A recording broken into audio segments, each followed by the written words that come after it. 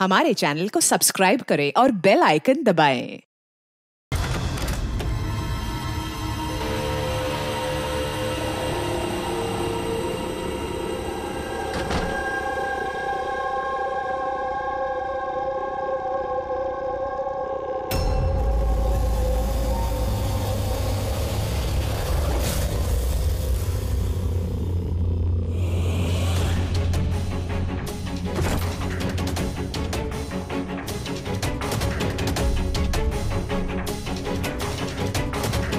बकुल से आज बात करनी पड़ेगी, चाहे कुछ भी हो। बकुल से बात करनी ही पड़ेगी।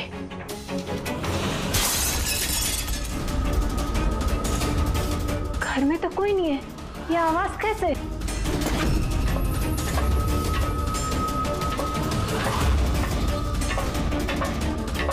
कीर्ति, बकुल, तो कुछ बोलता क्यों नहीं है?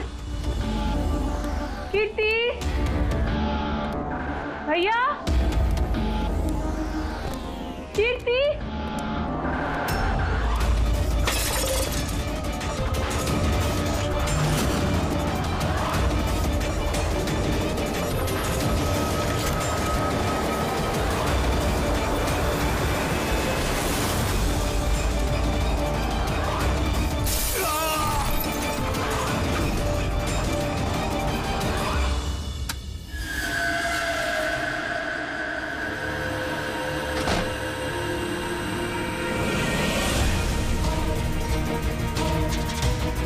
भैया का सूटकेस।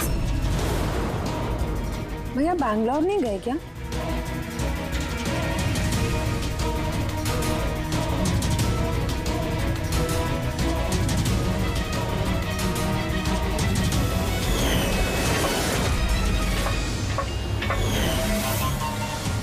भाभी भी वापस आ गई।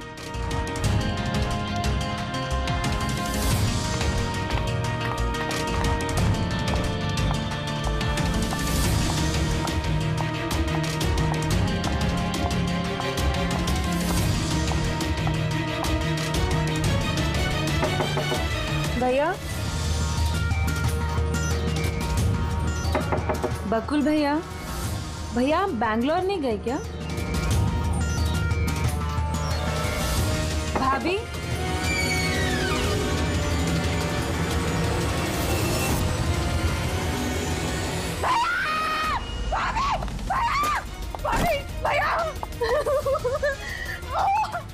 आशिका भाभी, भाभी, भाभी, भाभी। हेलो, हेलो नितिन भैया, भैया आप जल्दी से वापस आ जाओ।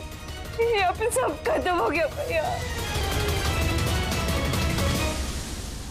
देखो कीर्ति, ये खून का मामला है। एक बार फिर से सोच लो, क्या तुमने जो कुछ भी कहा वो सच है?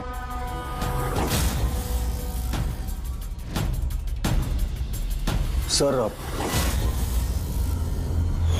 हमें नहीं लगता है कि ये बात सच है।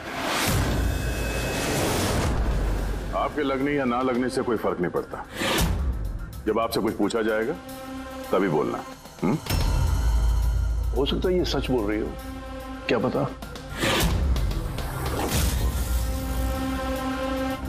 मैं पागल नहीं हूँ, मैं होश में हूँ।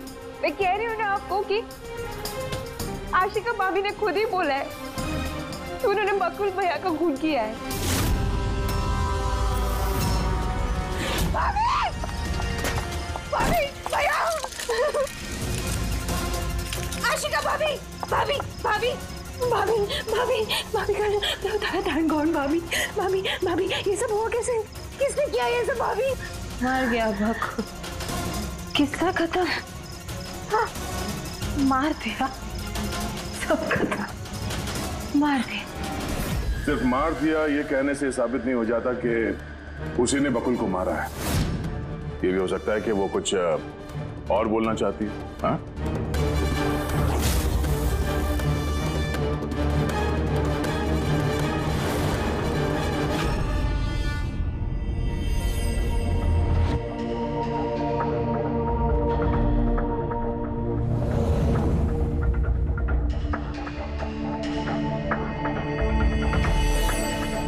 एक बात बताओ, जब बकुल का खून हुआ उस वक्त तुम सब लोग कहां पर थे?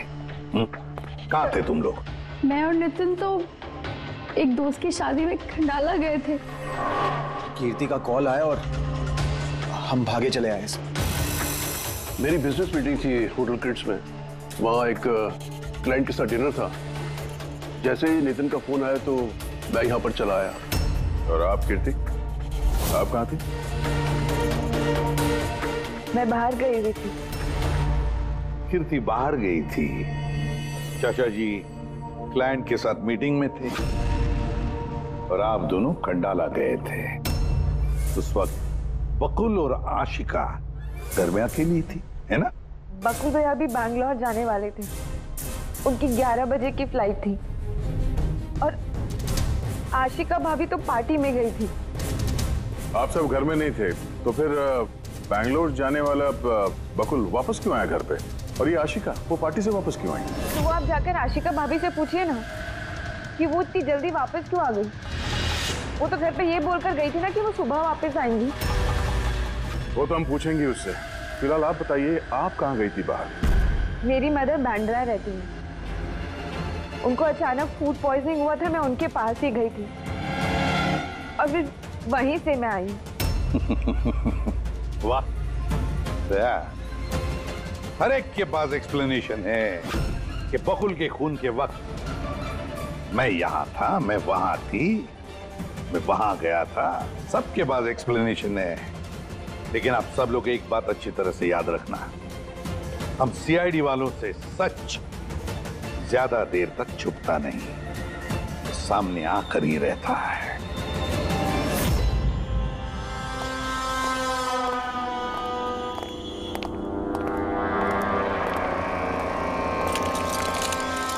हाँ विजय, पूरी बॉडी में कांच के टुकड़े घुसे हुए थे यहाँ पे। सर लुमिनॉल टेस्ट भी किया सर, यहाँ पे जो खून है इसके अलावा कहीं भी खून नहीं है। एक काम करो, घर की अच्छी तरह से तलाशी लो, देखो कोई ना कोई सबूत जरूर मिलेगा, है ना?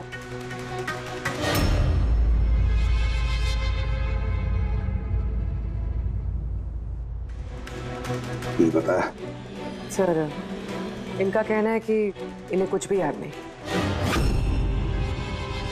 कुछ भी याद नहीं? आशिका, तुम्हें याद आ रहा है तुमने कीर्ति को होश में आने के बाद कुछ बताया था? याद करो। मुझे कुछ याद नहीं आ रहा। याद करने की कोशिश करो। कीर्ति कह रही थी कि बकुल का खून तुमने किया, ऐसा तुमने खुद उसको बताया? कीर्ति इल्जाम लगा रही है मेरे पे। बकुल को मैंने नहीं मारा।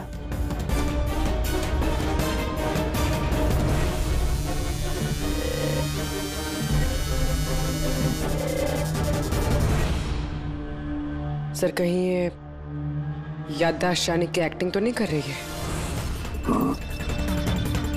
हो सकता है, क्योंकि बकुल यहाँ कमरे में खून से लथपथ पड़ा है और इसके सर पे थोड़ा सा निशान है, बस।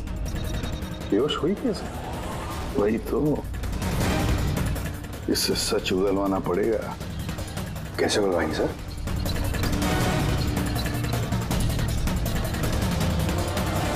सच उगलवाएंगे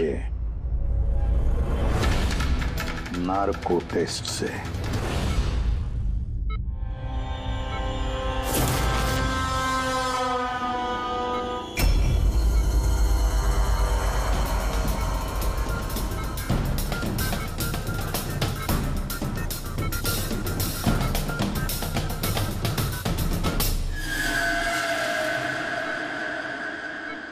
अप्रैल की रात को जब आप पार्टी से घर लौटी तो क्या हुआ था?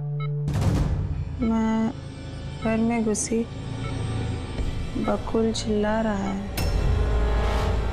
फिर क्या हुआ? फिर मैं रूम में गई देखने के लिए। क्या देखा आपने? मैंने देखा कि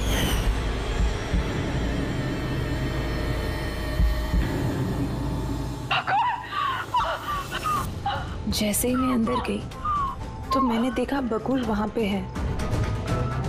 उसके पीठ से खून निकल रहा था। उसने मुझे मदद के लिए कहा। जैसे ही मैं उसके नजदीक गई, मैंने वहीं पर एक लड़की की लाश पड़ी हुई देखी।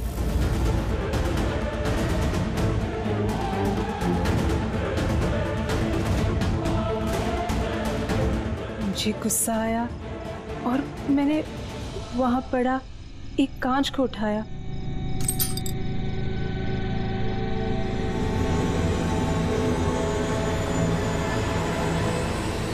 और बकुल को मार दिया। तभी मुझे मेरी गर्दन पे प्रेशर महसूस हुआ। मैं बेहोश होने लगी। बेहोश होने से पहले मैंने दरवाजे पे एक फिगर को देखा जिसने ऑरेंज फ्लोरेसेंट जैकेट पहन रखी थी। आदमी था या औरत थी? आदमी। ओके, फिर क्या किया उसने? वो मेरे पास आ रहा है। शायद मुझे मारना चाहता है। अच्छा आशिका, तुमने वहाँ किसी औरत की लाश को देखा था? हाँ, देखा था। औरत की लाश? वहां पर तो हमें किसी औरत की लाश नहीं मिली। हम तो बकुल के मर्डर की जांच कर रहे हैं। अभी एक नया केस कहां से आ गया? कौन सी औरत की लाश है? कौन थी वो औरत? मुझे याद नहीं, सब धुंधला दिख रहा है। ये कहीं ये हमें गुमराह तो नहीं कर रही? समझ में नहीं आ रहा है ये किस औरत की बात कर रही है, किस औरत की लाश की बात? आशिका, तुमने बकुल को क्यों मारा? क्यों मारा बकुल को? ठीक ही हुआ कि वो मर गया। वैसे ही जिंदा रहता तो मैं सड़कों पे धक्के खाती। हेलो, सड़कों पे धक्के क्यों खाते? बदचलन साबित करना चाहता था। तलाक चाहता था मेरे से। अच्छा, वो मरी हुई औरत, वो कौन थी? मैंने आपको कहा ना, मुझे याद नहीं वो कौन थी। देखो आशिका, हमें वहां पर किसी भी औरत की लाश नहीं मिली। तो फिर कहाँ गई होगी वो लाश? मुझे जब होश आया वो लाश वहां से जा चुकी थी। और वो फ्लोरेसेंट ऑरेंज कलर का जैकेट पहना हुआ आदमी? वो धुंधला धुंधला सा दिख रहा था, दरवाजे पे ही खड़ा था। शायद मेरे बेहोश होने का इंतजार कर रहा था।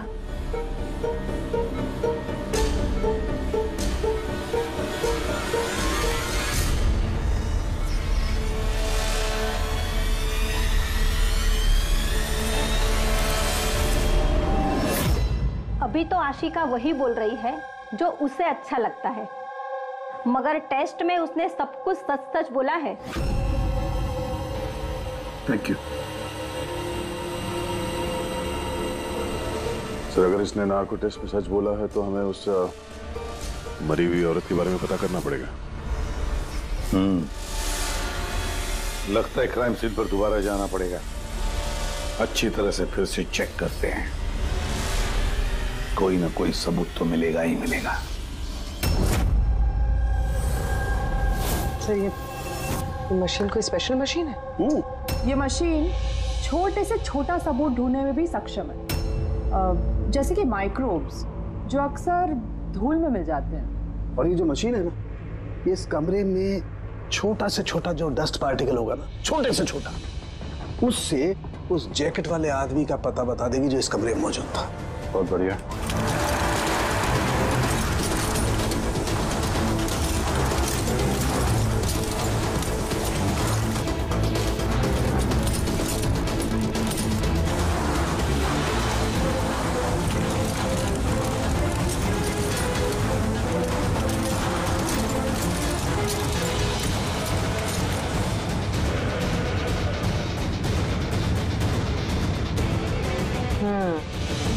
ये देखिए,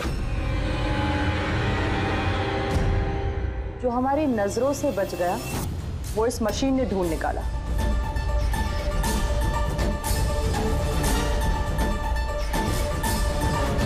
ये तो कोई नाखून लगता है। वो भी नेल पेंट लगा हुआ, डेफिनेटली कोई औरत का है। मगर सर यहाँ कैसे? शायद भागा दौड़ी हाथापाई में किसी चीज से ठोकर लगी होगी और नाखून यहाँ पे रह गया। घर वालों का पता करो, इनमें से तो किसी का नहीं।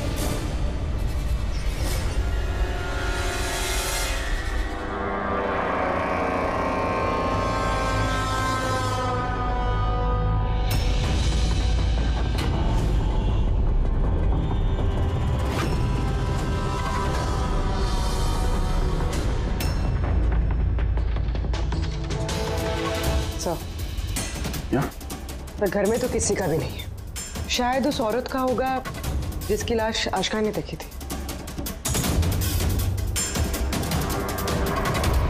लगता तो ऐसा ही है।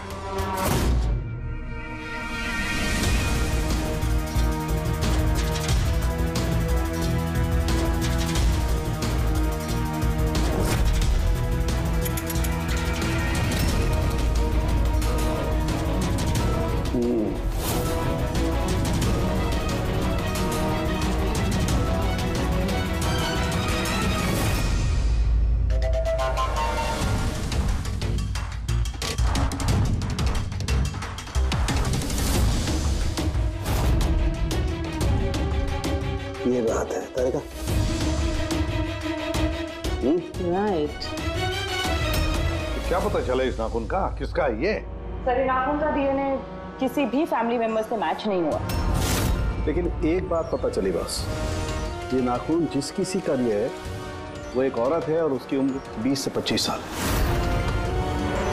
20 से 25 साल की औरत। और एक बात,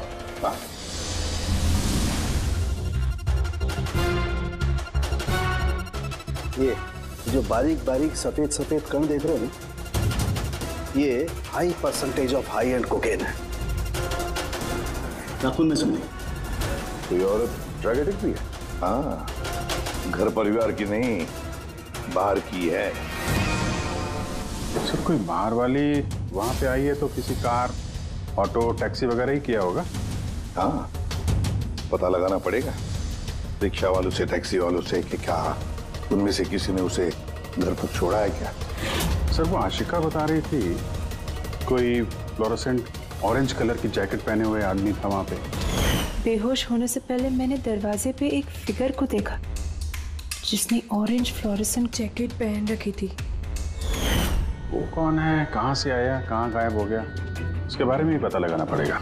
और सर, जितने ड्रग पेडलर्स हैं उनसे भी पता करना पड़ेगा कि कितनी औरतें ये हाई एंड कोकेन लेती हैं।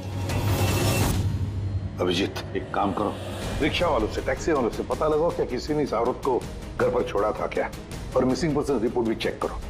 बताया जाओ, शहर में जितने भी ड्रग पेडलर्स हैं ना, सबसे जाकर पूछताछ करो। देखो क्या वो किसी ऐसी औरत को जानते हैं जो हाई क्वालिटी कोकेन इस्तेमाल करती है, और हम जाकर उन घर वालों से मिलते हैं, देखते हैं क्या कर रहे थे, कहाँ गए थे इस हादसे के वक्त।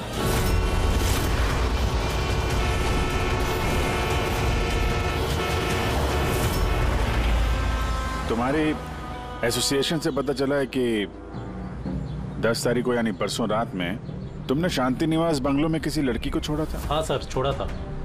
कितने बजे की बात है? सर, लगभग 1 बजे की बात है, उसी बंगलो में। सर, बहुत नशे में थी वो और बार बार अपने हस्बैंड को गाली दे रही थी। अच्छा। जी sir.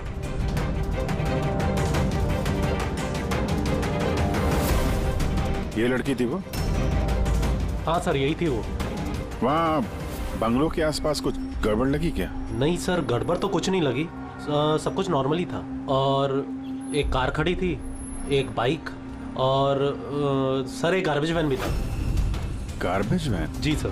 Sir sir sir sir sir sir, मैं भी एक लड़की को परसों शांति निवास बंगलो के बाजू में छोड़ा था। कितने बजे? सर, यही कोई 12:30 बजे के आसपास। और तुमने 1 बजे छोड़ा था? जी सर। ये लड़की थी वो? नहीं नहीं सर, ये लड़की नहीं थी। तो इसको तुमने 1 बजे छोड़ा और 12:30 बजे जिस लड़की को छोड़ा था उसको दोबारा देखोगे तो पहचान जाओ? एकदम सर, बरोबर पहचान लेगा। गुड। सुनो, तुम लोगों से जो भी सवाल पूछा जाएगा उसका सही सही जवाब चाहिए। जरा सा भी झूठ बोला ना तो बड़ी मुसीबत खड़ी हो जाएगी, समझे? सर झूठ बोल के जान आफत में नहीं डालनी है हमें। तो फिर बताओ, जिस दिन बकुल का खून हुआ उस दिन क्या चेतन तुम्हारे होटल में था? जी सर, वो होटल में थे और उन्होंने सारा समय क्लाइंट के साथ बिताया। उन्होंने क्लाइंट के साथ डिनर भी किया।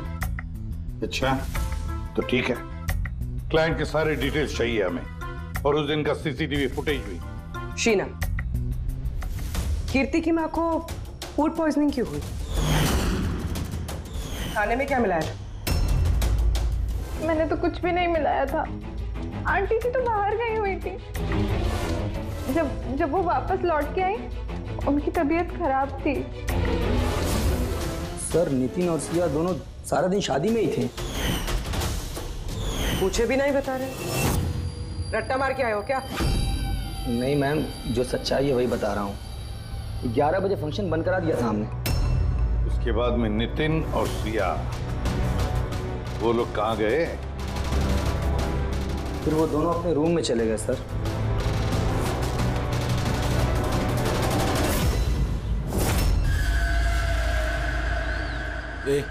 ये माल किधर मिलेगा?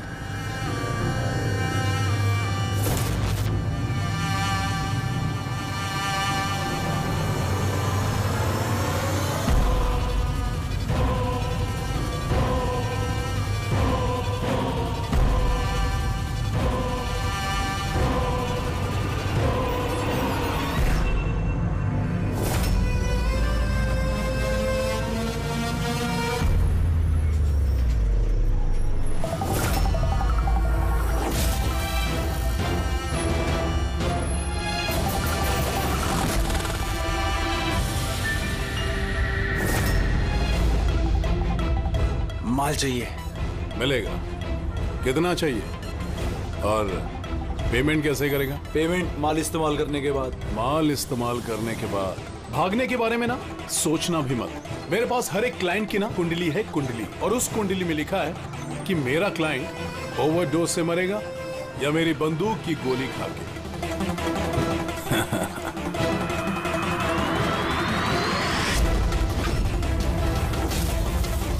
मगर तेरी कुंडली में लिखा है जेल जाना। क्या पागलपन है ये? कौन है आप लोग? ये हमारा आदमी है।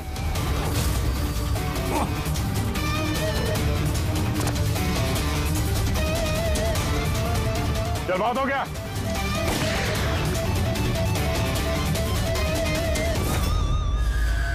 बस।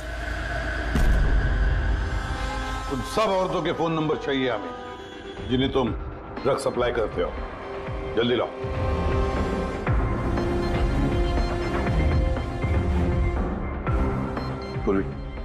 देखो जरा, कॉल करके देखो इन सारे नंबर्स पर। देखो कोई गायब तो नहीं है।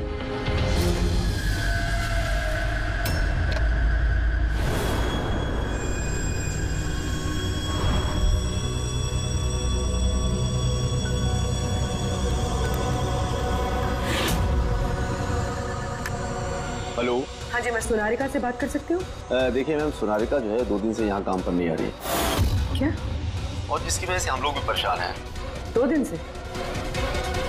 ठीक, thank you. Sir, sir diary में जो फोटोज थी उनमें से ये वाली लड़की गायब है। इसका नाम सोनारिका है और ये एक बार में काम करती है। 2 दिनों से गायब है। ये सोनारिका, ये तुम्हारी क्लाइंट है? हाँ सर। इसी लड़की को छोड़ा था तुमने? हाँ सर, यही थी। अच्छा, यही थी। तो आशिका ने इसी को देखा होगा। बकुल के परिवार वालों को अंदर देख रहा हूं। जरा ध्यान से देखिए ये फोटो। ये वो लड़की है जिसकी लाश आपके घर से मिली थी। आप लोग जानते हैं सर? हाँ? नहीं सर।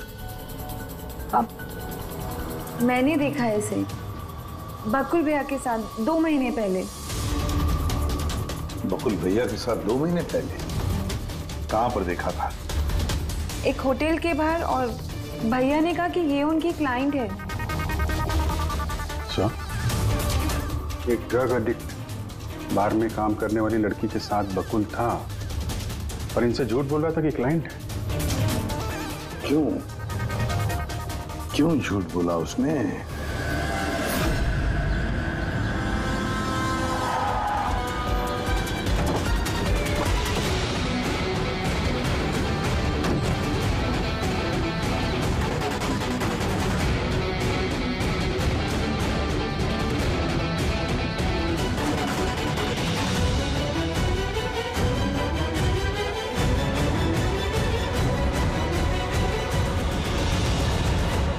सोनाली का यहीं पे काम करती थी ना? जी हाँ, यहीं काम करती है। आप लोग कौन? सीआईडी। सोनालिका का खून हो गया। क्या? इसीलिए वो 2 रात से यहाँ काम पर नहीं आ रही है। हाँ, मगर हमें उसकी लाश नहीं मिली है। और के साथ साथ ये बकुल नाम का आदमी है, इसका भी खून हुआ। हम ये जानना चाहते हैं कि सोनालिका का इस बकुल के साथ क्या संबंध है? संबंध के बारे में तो नहीं पता, लेकिन हाँ, ये आदमी कभी कभी हमारे बारे में सोनालिका को लेने आता था। फिलहाल आपको इसके बारे में ज्यादा जानकारी तेजी ही दे सकती है साहब। ये तेजी कौन है? सर, ये है तेजी। तेजी, सोनालिका तुम्हारी दोस्त थी। ये बताओ कि इस आदमी के साथ सोनालिका का क्या संबंध है?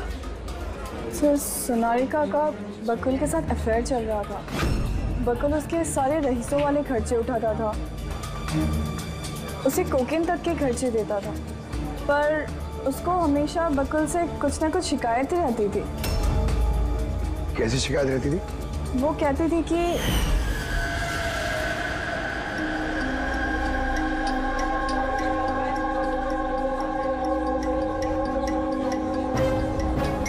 सोनालिका क्या हुआ?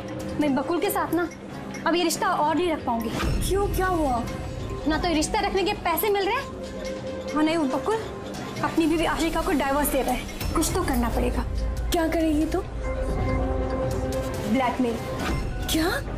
मैं उसे ब्लैकमेल करूंगी जिसने मुझे नाटक करने के लिए कहा है।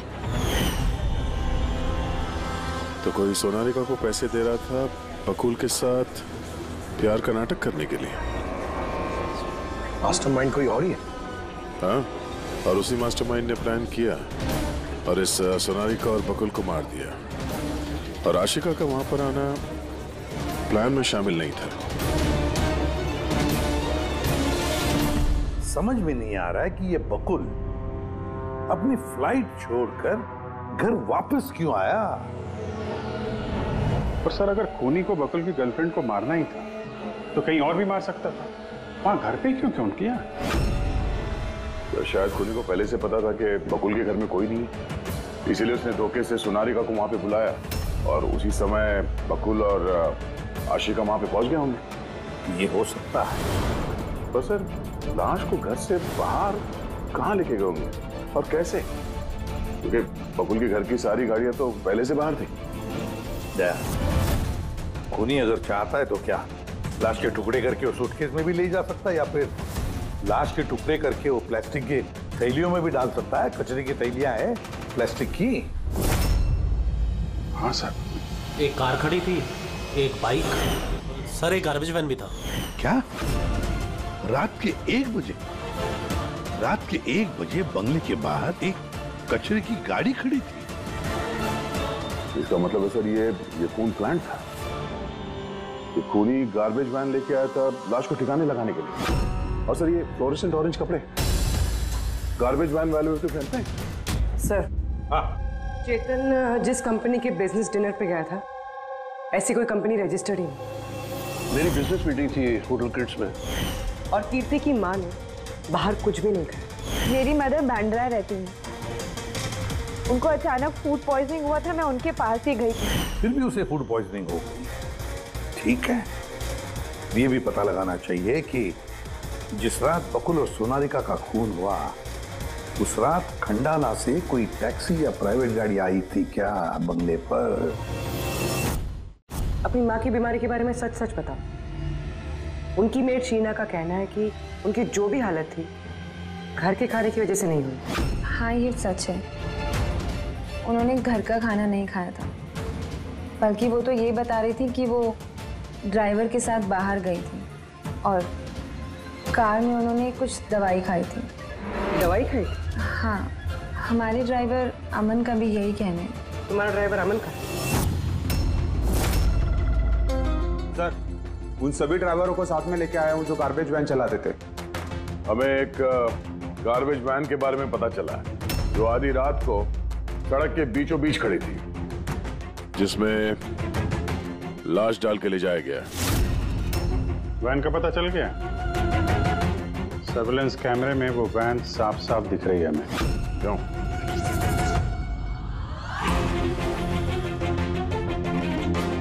तुम हो ना उस वैन के ड्राइवर? नहीं सर, मुझे कुछ नहीं पता। मेरा भाई लेकर गया था सर उस वैन को। अब वो उसे कहाँ लेकर गया था और क्यों लेकर गया था मुझे कुछ नहीं बताया सर उसने। फोन लगा उसको? जी सर।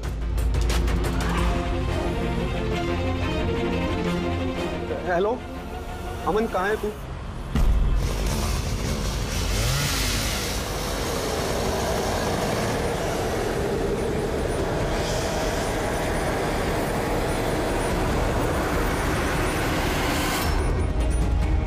क्या भाई, कैसा है?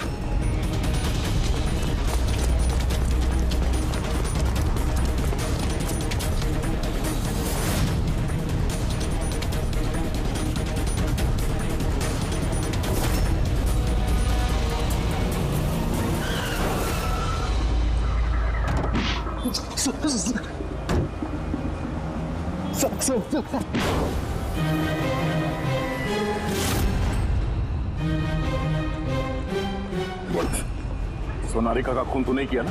हाँ? और कीर्ति की माँ की पानी के बोतल में तुमने कुछ मिलाया था? हाँ? सर मैं सब सच बता रहा हूँ। मैंने तो जो कुछ किया उस फोन कॉल की वजह से किया था जो बकुल सर के बंगले से आया था। किसने फोन किया था बकुल के बंगले से? मैंने उसे कभी देखा नहीं है, सिर्फ उसकी आवाज सुनी थी। औरत ही आदमी? सर कभी कभी तो औरत की आवाज में फोन आता था और कभी आदमी की आवाज में। सर ये जो कोई भी है ना, ये बकुल के घर वाला ही। हाँ, मगर तूने ये सब किया क्यों? कोई फोन पे कुछ भी बोल देगा तू कर देगा? हाँ? सर मुझे लालच दिया गया था सर कि मेरे 5 लाख के कर्जे को चुका दिया जाएगा अगर मैंने उनकी बात मानी तो। सर मैं लालच में आ गया था, मगर मैंने कोई खून नहीं किया सर। मैंने तो सिर्फ लाश को ठिकाने लगाया था सर। लाश कहाँ?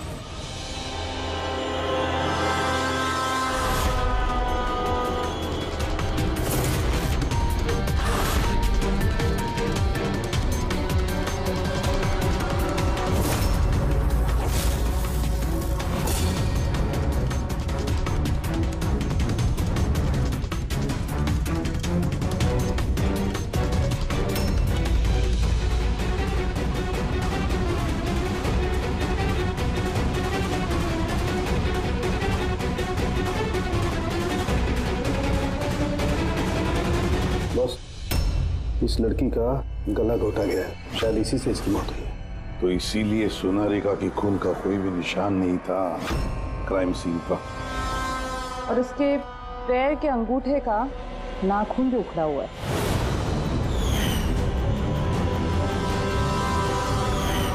और सर ये क्या है? ये पीला पीला पार्टिकल?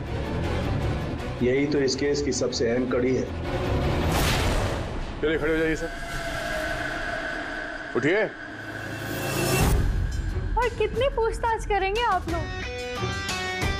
सब कुछ तो बता दिया हमने। इस बार कोई पूछताछ नहीं होगी, आप सभी का नार्को टेस्ट होगा।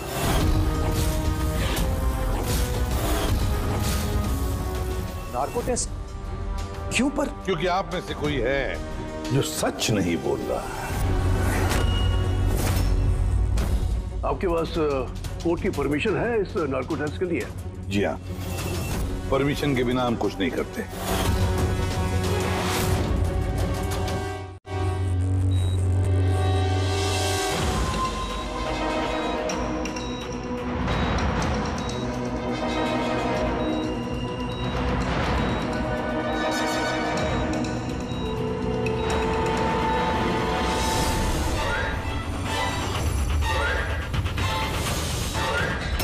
नींद आ रही है? जो मैं आपको बोलूंगी उसका सही सही उत्तर दीजिएगा, ठीक है? सोनारिका को जानती हो? हाँ। बकुल का अफेयर था सोनारिका के साथ, ये भी जानती है आप? हाँ, मुझे दोनों पे शक था। क्या आशिका ने सोनारिका का खून किया है? आशिका जानती नहीं थी सोनारिका को, तो खून कैसे करेगी? अभी आपको नींद आ रही है? हाँ। सोनारिका को जानते हो? नहीं। बकुल का अफेयर था सोनारिका से, ये जानते होंगे आप? नहीं। क्या आशिका ने सोनारिका का खून किया है?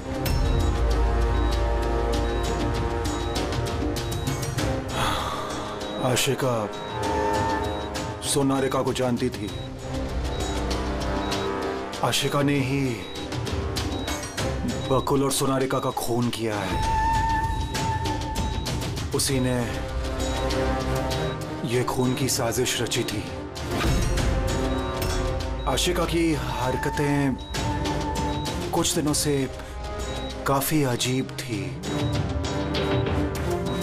ये बात मैंने बकुल को बताई थी। क्या हुआ सर? हुआ कुछ नहीं नितिन, सिर्फ इतना बताना था कि ट्रुथ सीरम के असर से इंसान सिर्फ उतना ही बताता है जितना उसे पूछा जाता है, ज्यादा कुछ नहीं बताता। अब बात यह है कि इंसान का दिमाग अपना मेमोरी शेयर करता है पर ओपिनियन नहीं देता, जैसे तुमने अभी दिया। अब सारी असलियत फटाफट बता दे, वरना असली वाला सीरम देना पड़ेगा तुझे।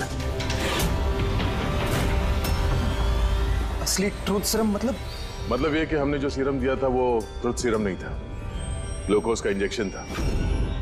What? शक तो हमें तुम पे पहले से ही था, लेकिन सारी सच्चाई तुम्हारे मुंह से सुनना चाहते थे।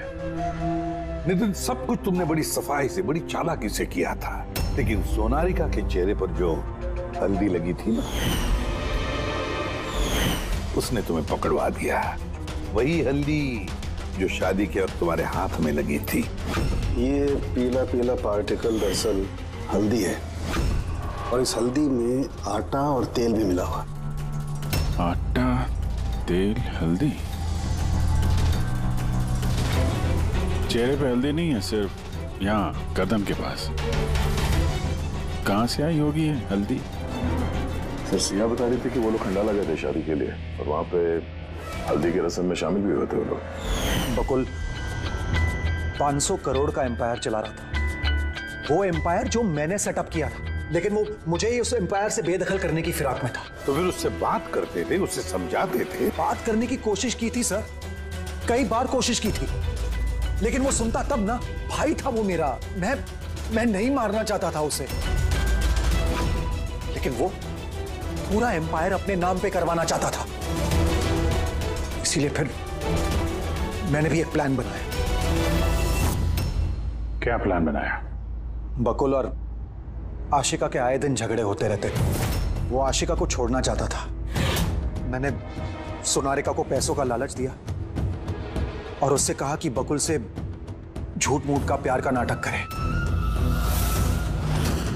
और एक दिन आगे जाके उससे शादी भी करे। दरअसल मैं सोनारिका के जरिए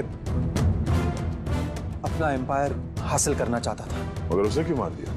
वो तो तुम्हारा साथ दे रही थी। शुरू में सर, लेकिन बाद में उसने मुझे ब्लैकमेल करना शुरू कर दिया। और इसलिए तुमने सोनारिका को धोखे से घर बुला लिया। हाँ सर, उस रात मैंने ऐसी सिचुएशन क्रिएट की जिससे कि सब लोग घर से बाहर रहे।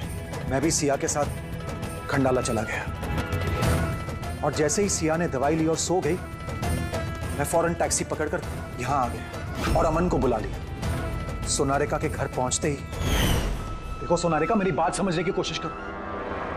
अगर बीच रास्ते में तुमने मेरा साथ छोड़ दिया तो मेरा पूरा प्लान चौपट हो जाएगा। हो जाए प्लान चौपट, मुझे कोई फर्क नहीं पड़ता। और वैसे भी मुझे उस बकुल में कोई इंटरेस्ट नहीं है, और ना ही मैं उससे प्यार करती हूँ, ना ही मैं उससे शादी करना चाहती हूँ।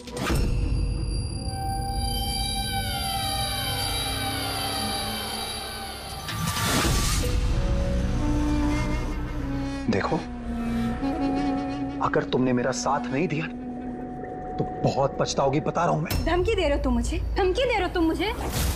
हाँ? ऐसा ही समझ लो।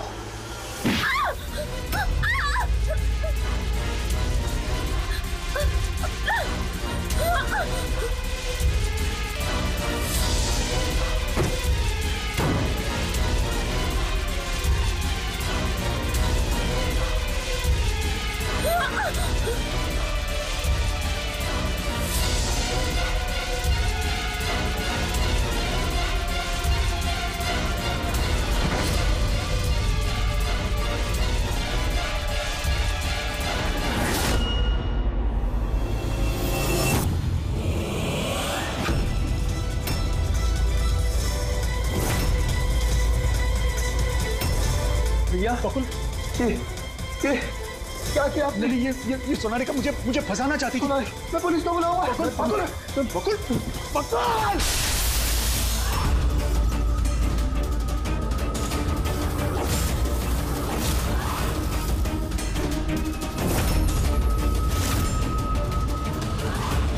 बकुल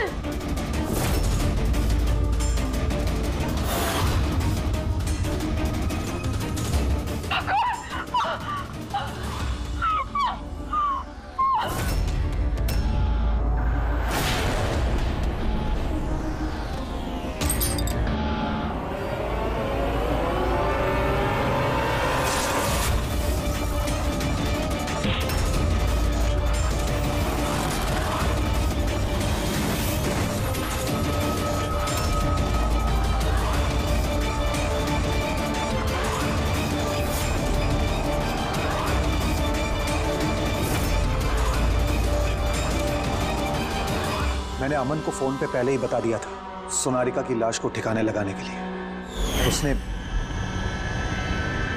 उसने बिल्कुल वैसा ही किया। पैसों की लालच ने तुम्हें इतना अंधा बना दिया कि तुम अपना सगा रिश्ता भी भूल गए, अपने भाई की जान ले ली और तो और अपनी साथी सोनालिका को भी मार डाला। कानून तुम्हें कभी माफ नहीं करेगा, कड़ी से कड़ी सजा होगी, शायद फांसी। For more updates, subscribe to our channel, click the show links and enjoy watching the videos.